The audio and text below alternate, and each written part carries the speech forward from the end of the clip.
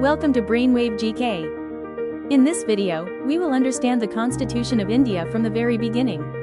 We'll learn its history, how it was created, its important features, and the most important facts for competitive exams. So, let's begin. At first we need to know about what is a constitution. So, a constitution is the supreme law of a country. In simple words, the constitution is the rulebook that tells a country how it should be governed. It explains how the government should work, what powers different institutions have, what rights citizens enjoy, and what responsibilities the government must fulfill. This is why the Constitution is known as the highest law of the land. Now the question is, why does India need a constitution? The answer is simple. India is one of the largest democracies in the world. With such a large and diverse population, the country needs a common set of rules. The Constitution establishes the government.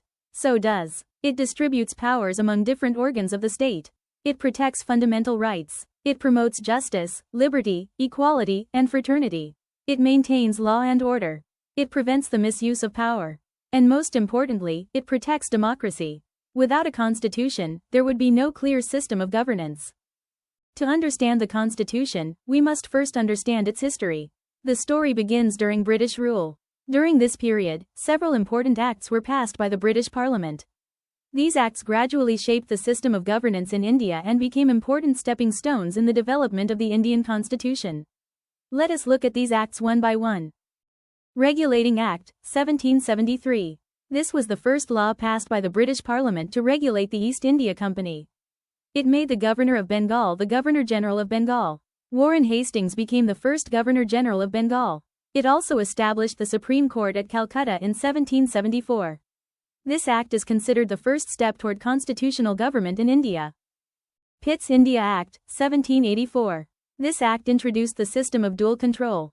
A. Board of Control, British Government, B. Court of Directors, East India Company. The British government controlled political affairs, while the East India Company managed commercial activities. This increased the British government's control over India. Charter Acts, 1813. The Charter Act of 1813 ended the East India Company's monopoly over trade, except tea and trade with China. It also allowed Christian missionaries to work in India. Charter Act, 1833. In this act, the Governor-General of Bengal became the Governor-General of India. Lord William Bentinck became the first Governor-General of India. This act ended the company's commercial activities. Charter Act, 1853.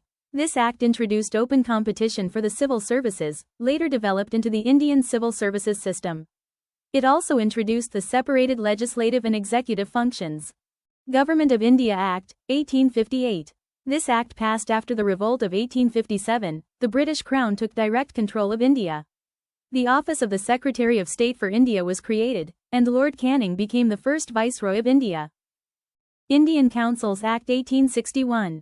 The Indian Councils Act of 1861 allowed Indians to join legislative councils for the first time and began decentralization of administration. Indian Councils Act, 1892. It increased the number of legislative members and introduced the indirect election in India. Indian Councils Act, 1909, Morley-Minto reforms. It introduced separate electorates for Muslims and increased Indian representation in councils. Government of India Act, 1919, Montagu-Chelmsford reforms. This act introduced diarchy in the provinces. Provincial subjects were divided into reserved and transferred subjects. Government of India Act, 1935. This was one of the most important acts in the constitutional development of India and is especially important for competitive exams. It introduced provincial autonomy and proposed a federal system. It provided for the establishment of a federal court and made provisions relating to public service commissions. It also provided for the Reserve Bank of India and introduced 3 legislative lists: the Federal List, the Provincial List, and the Concurrent List. Many important provisions of the Indian Constitution were later adapted from this act. Indian Independence Act, 1947 mainly ended British rule. It created India and Pakistan as independent dominions, also ended the authority of the British Parliament over India, and gave the Constituent Assembly of India the authority to function as the legislature for the new dominion. Making of the Constitution. The idea of a Constituent Assembly was first proposed by M. N. Roy in 1934. It was accepted by the British government through the Cabinet Mission Plan of 1946. The Constituent Assembly held its first meeting on the 9th of December, 1946.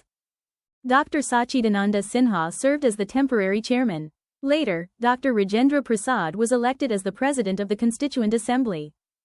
The constitutional advisor was Sir B. N. Rao. The drafting committee was formed on the 29th of August, 1947. It was chaired by Dr. B. R. Ambedkar, who is widely known as the chief architect of the Indian Constitution. The Constitution was adopted on the 26th of November, 1949. It came into force on the 26th of January, 1950, which we celebrate every year as Republic Day. The Constituent Assembly took 2 years, 11 months, and 18 days to complete the Constitution. The original Constitution contained 395 articles, 22 parts, and 8 schedules. In present day, the Constitution contains 25 parts, 12 schedules, and more than 470 numbered articles. Sources of the Constitution. The Indian Constitution borrowed several important ideas from different countries. From the United Kingdom, we adopted the parliamentary system, rule of law, and the cabinet system. From the United States, we borrowed fundamental rights, judicial review, and the impeachment process. From Ireland, we adopted the directive principles of state policy. From Canada, we borrowed the idea of a strong central government. From Australia, we adopted the concurrent list and joint sitting of Parliament. From Germany, emergency provisions were inspired. From the former Soviet Union, we adopted fundamental duties. From South Africa, we borrowed the procedure for constitutional amendments. And from Japan, we adopted the concept of procedure established by law. Quick revision. Let's quickly revise the most important facts. The Constitution is the supreme law of India. It was adopted on the 26th of November, 1949. It came into force on the 26th of January, 1950. Dr. B. R. Ambedkar chaired the drafting committee. The Constitution took 2 years, 11 months, and 18 days to complete. The original Constitution had 395 articles, 22 parts, and 8 schedules. The Government of India Act, 1935 was one of its most important sources. Fundamental rights were borrowed from the United States. Directive principles came from Ireland. Fundamental duties were inspired by the former Soviet Union.